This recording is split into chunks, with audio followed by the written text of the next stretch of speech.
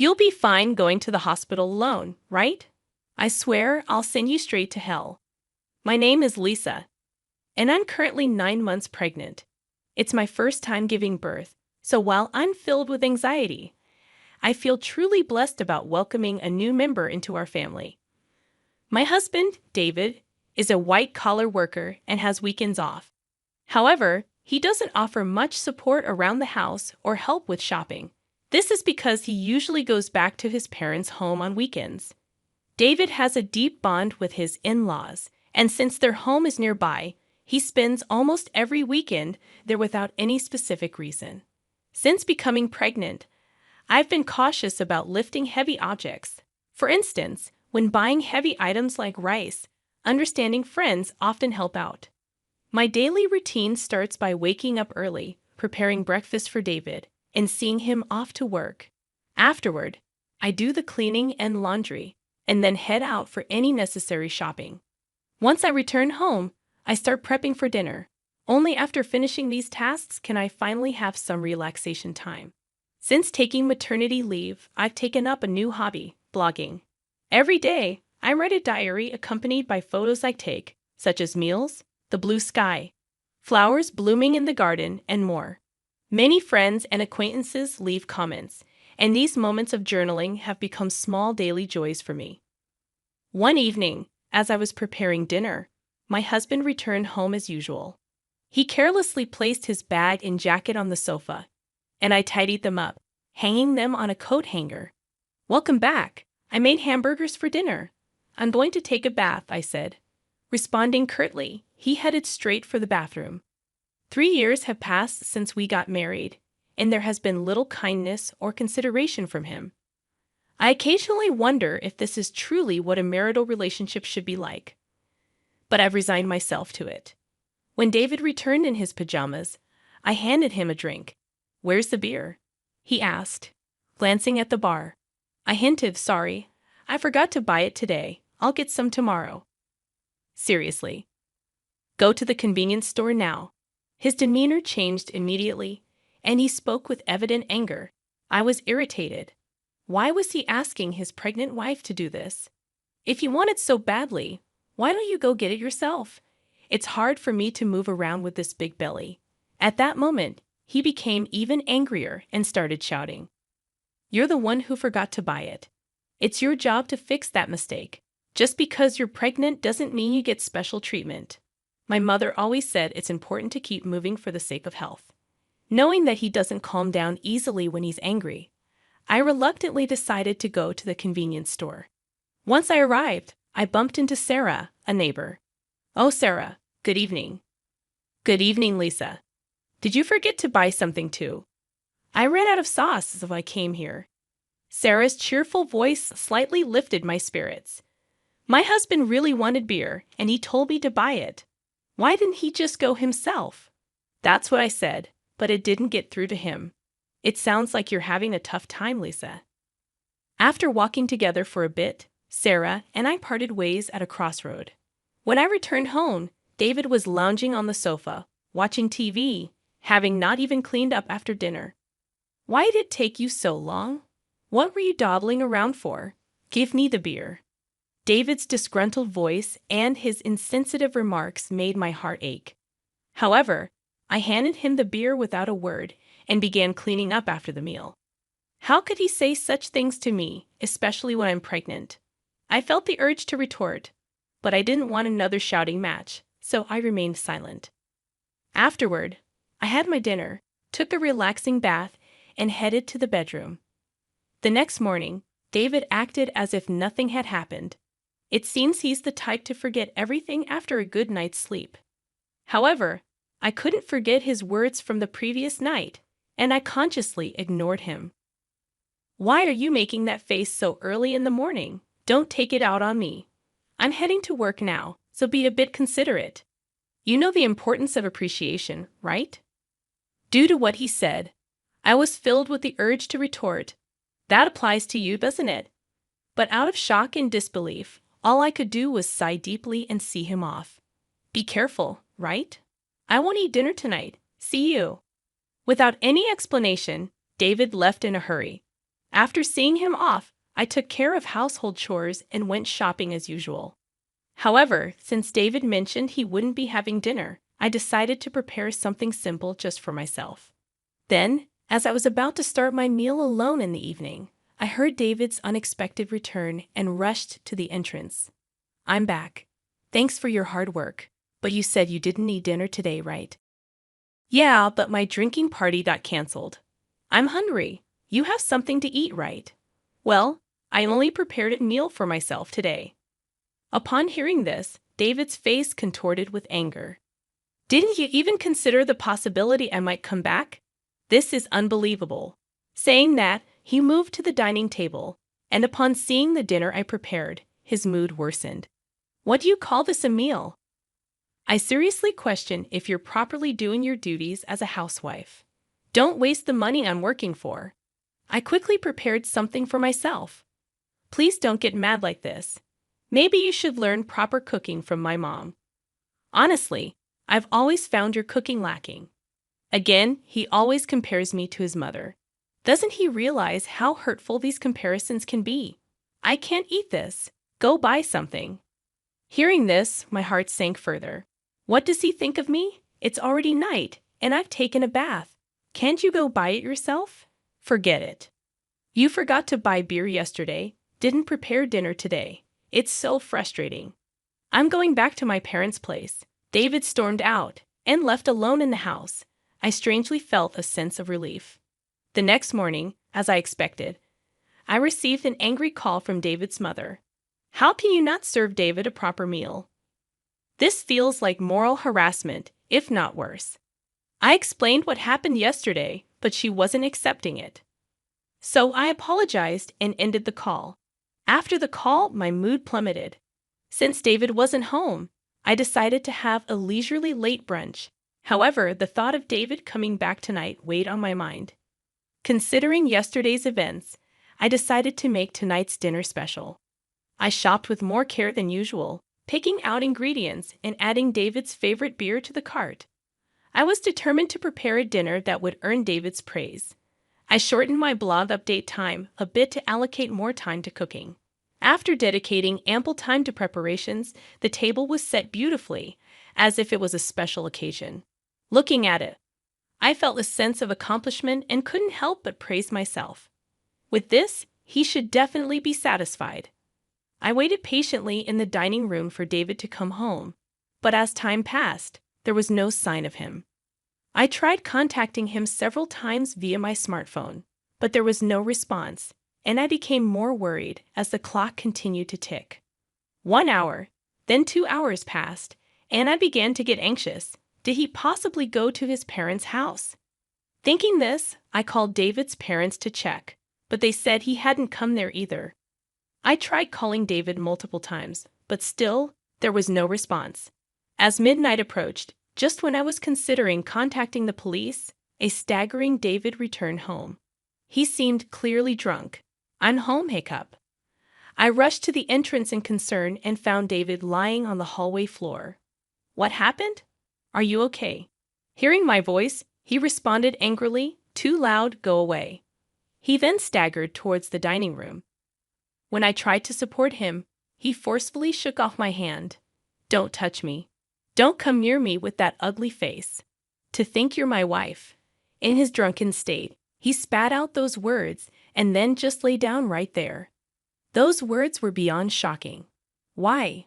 Why can't he consider others' feelings? His remarks hurt me deeply, and I was filled with thoughts of maybe he no longer sees me as family. Tears welled up in my eyes. I put so much effort into cooking, it was all for nothing. With that thought, I had my dinner alone and enveloped in loneliness. The next morning, David woke up as if nothing had happened. "My head hurts. I guess I drank too much." "But why did you leave me in the hallway?" "You chose to lie down there, David. It's not my fault." "Aren't you my wife? At least take care of me when I'm drunk." David's words made me wonder why he always blames me right away. If you weren't going to eat at home, you could have at least let me know. I had prepared a nice meal, and I called you multiple times. Why didn't you answer? Then David replied nonchalantly, "My drinking party from the day before got rescheduled to yesterday." Do I have to report everything?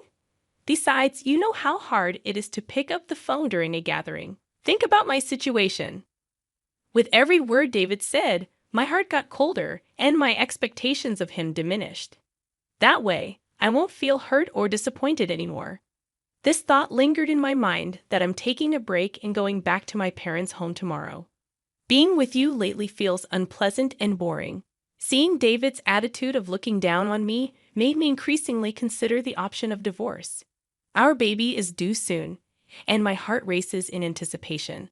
Even though I've heard stories about the pains of labor from friends, my excitement to meet the new life inside me overshadows those concerns.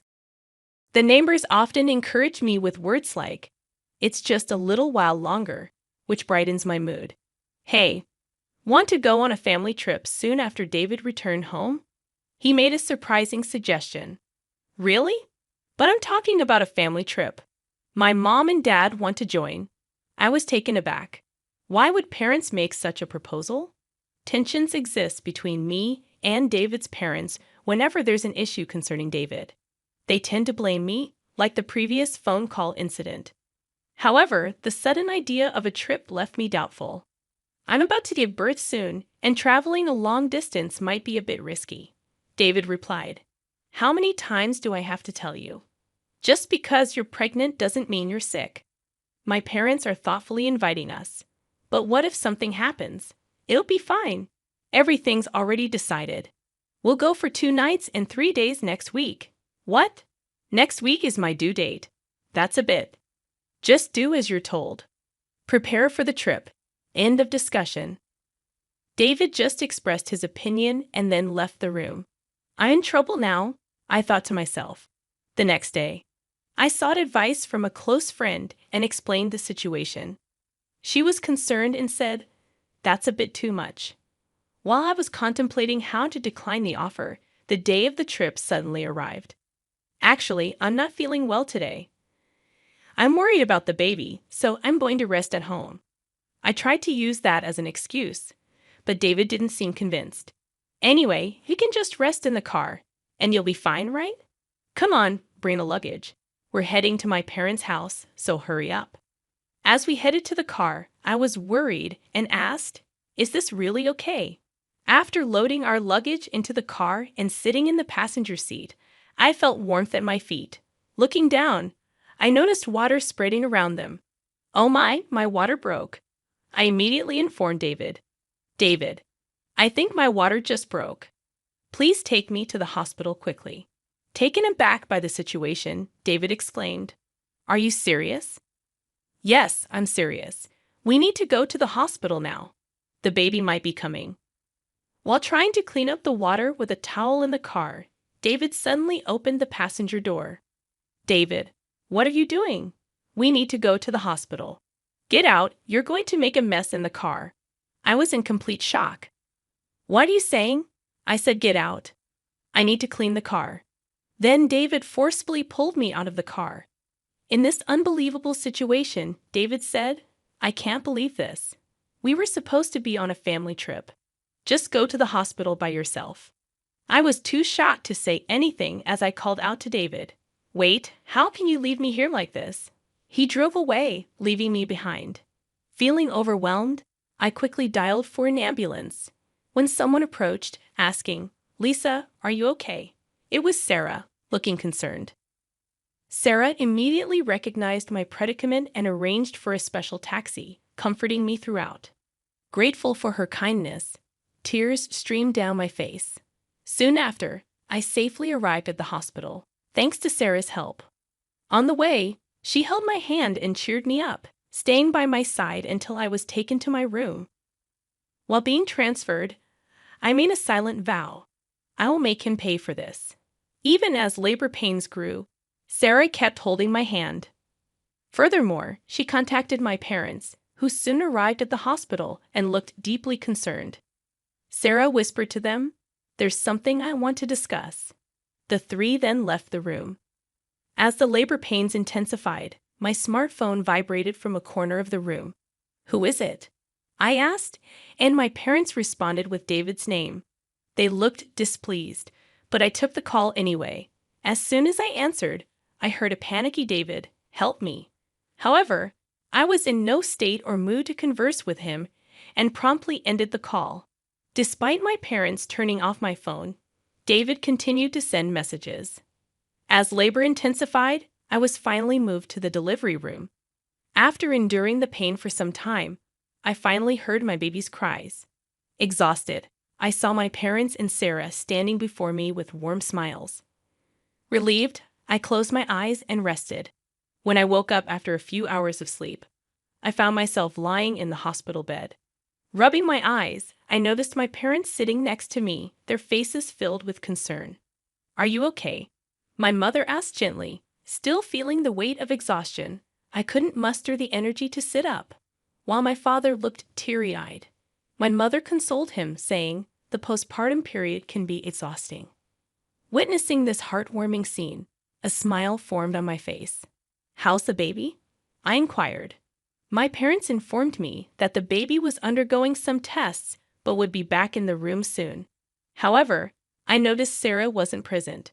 Responding to my unspoken question, my mother remarked, "Sarah left a little while ago."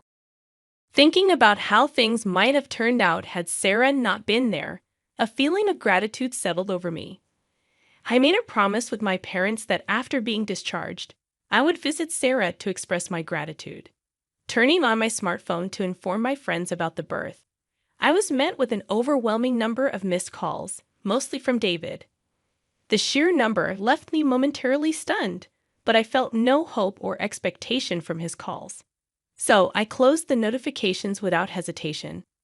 One of my friends visited the hospital room to congratulate me on the birth. As she rejoiced and extended her genuine wishes, I opened up about the recent incidents with David. After hearing the story, she expressed both shock and anger, half-jokingly saying she'd like to punish him a bit. But she also emphasized that my health and rest were paramount, chatted with me for a while, and then left.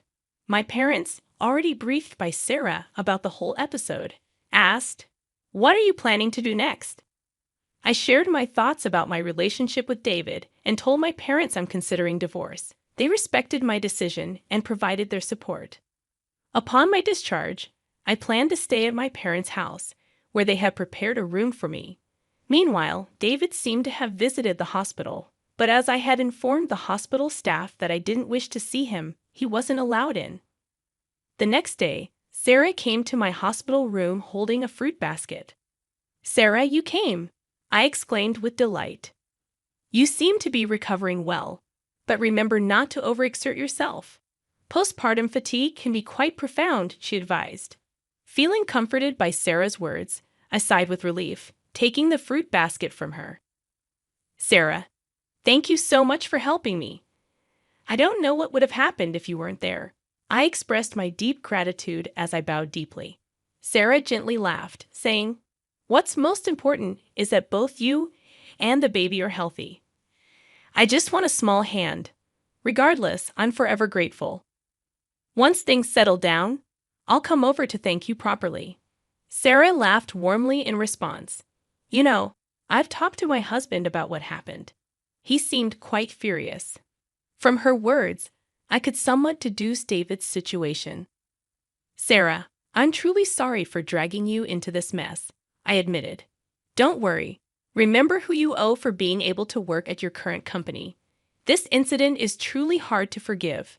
At that moment, I heard a stern tone in Sarah's voice for the first time. Sarah was actually the wife of the CEO at the company where my husband worked. When we first moved to this residential area, I had no idea about this fact. However, as we frequently encountered each other at the local supermarket, shops, and occasionally at convenience stores, we gradually became closer. We even began to enjoy tea together, and during these sessions, I learned about the nature of her husband's job. On the other hand, my husband was completely unaware of this background. This was because he didn't even accompany me for our initial neighborhood greetings and didn't prefer interacting with our neighbors. Sarah had previously told me gently, "I don't want to cause any trouble, so don't tell your husband," and I had respected that request. Knowing that I was pregnant and still being forced to endure my husband's unreasonable behavior, Sarah had several times suggested, "Should I talk to my husband about this?" However, I had always declined, not wanting to trouble her. But with this recent incident, perhaps even Sarah reached her limit. That's why my husband kept calling Sarah. "I really can't thank you enough for everything." Sarah's strong words made me realize how fortunate I was to have someone who'd go to such lengths for me. I couldn't help but tear up. Seeing my reaction, Sarah once again gave me a warm smile. "Lisa, you're a dear friend to me. I can't just stand by and watch when something like this happens to a friend." Our conversation was filled with heartfelt smiles. However, my husband's messages didn't stop despite the barrage of notifications. Online, I consciously ignored them all. Thinking about the divorce made my mind clear, and all I wanted was to think about how to live my life with my baby. As I was preparing to leave the hospital, a close friend visited my room, handing me her smartphone and saying, "I want you to see this." Displayed on her phone was a post that had become a major topic on a certain social media platform. When I asked what it was about, she informed me that she had posted about my husband's recent actions on social media. My friend had a significant influence on social media with a massive follower count. One day, she received a reply to one of her posts. The follower who replied had, by chance, captured a video of the scene where I was yelled at by my husband after being let out of the car. The follower, wanting to protect my privacy, blurred my face in the video and, with my friend's permission, shared it online. The video spread like wildfire, and as a result, personal details about my husband and even his company were identified. Currently, my husband seems to be under a barrage of criticism online. What? I had no idea it had escalated to this level, my friend, smiling gently, remarked. "Well, they brought it upon themselves, didn't they? My husband's actions and their consequences were all a result of choices he made." Furthermore, when one of my husband's friends confronted him about the incident, he reportedly excused himself, saying, "I had a prior travel commitment with my parents that day, so I had no choice."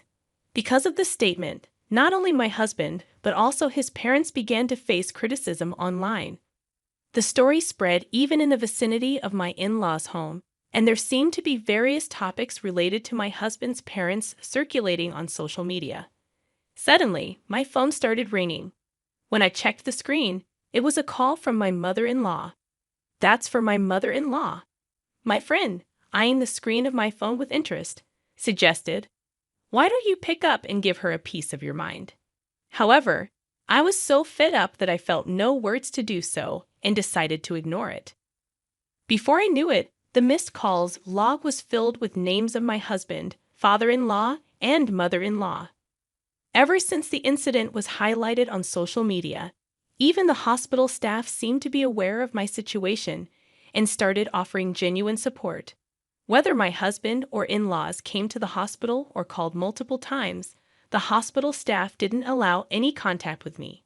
As my discharge date approached, I had one pressing worry: whether my husband and in-laws might be lurking outside the hospital. My parents reassured me, saying, "You have nothing to worry about." But the thought of my precious baby being in danger left me anxious. However, that concern was quickly dispelled on the day of my discharge, as my parents were helping me with my belongings. I heard my husband's voice shouting, "Lisa," followed by the loud voices of my in-laws. Suddenly, men in black suits surrounded me, forming a protective barrier. As I tried to understand what was happening, one of the men approached me, gently opening the car door and said, "Don't worry, we're here on Sir's request to protect you." It seemed my parents were already aware of this, as my mom said, smiling, "Didn't I tell you there's nothing to worry about?" Believing her words, I felt relieved and smoothly got into the car. All the while, my husband and in-laws, overwhelmed by the presence of the bodyguards, couldn't come any closer. I can't find the words to express how grateful I am for Sarah supporting me like this. The only thing occupying my mind was how to reciprocate Sarah's kindness. My parents felt the same, saying in unison, "We have to find a way to show our gratitude to Sarah." Although my new life began smoothly and pleasant days continued, the contacts from my husband and in-laws never ceased. I mailed them the divorce papers, but there wasn't even a hint of acceptance. One day, my in-laws called our home. It seems my father answered, and they addressed him with the attitude of, "She became a part of our family, so no matter how she's treated, she shouldn't complain." When my father angrily retorted to their statement, it seems they were taken aback and quickly hung up. While discussing how to handle this with my parents, I decided that seeking professional assistance was the best course of action and resolved to consult a lawyer. Coincidentally, my father was acquainted with a lawyer, and when we explained our situation, he graciously promised to help. I informed the lawyer about the video circulating on social media and detailed past events. When the lawyer reached out on our behalf, my husband was initially taken aback. However, over time, he became defiant. "We'll solve marital issues ourselves. We don't need a lawyer," he argued in a fled tone. However, the lawyer calmly responded, "I'm acting upon Lisa's request. Any future communication should be directed to me. It's up to Lisa, my client, to decide whether or not she wants to involve a lawyer." My husband was at a loss for words, though initially refusing to divorce. When mediation and the possibility of a court case were suggested, the word court seemed to shake him, and he reluctantly agreed to the divorce. I have no interest in the child and have no intention of seeing them in the future, so I don't see why I should pay child support. As for property distribution, I did nothing wrong, he claimed irrationally. The lawyer calmly explained from a legal perspective, but my husband still seemed unconvinced. "In that case, it seems we'll meet in court," the lawyer suggested. My in-laws, who were listening nearby, appeared to panic and immediately agreed. When I was informed of this by the lawyer, I was shocked that I had ever married such a man. I had been communicating with Sarah since returning to my parents' home, and when I told her about the recent events, she playfully and gleefully suggested, "How about seizing your ex-husband's retirement pay? Garnishment is one way, right?" Feeling overwhelmed by Sarah's astuteness, a while later, I was contacted by the lawyer who conveyed that my husband wished to apologize in person. Wanting a satisfactory conclusion, I agreed to converse over the phone under the supervision of the lawyer.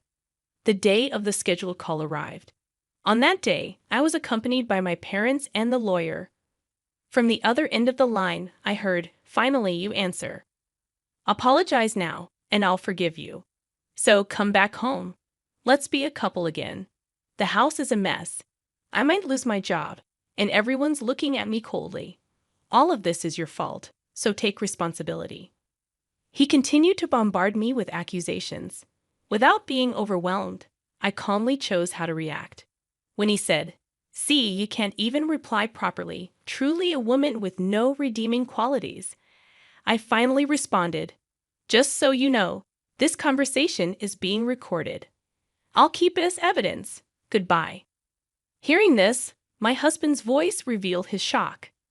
"Wait, you recorded it? That's not fair, right?" I was joking. "I'm sorry.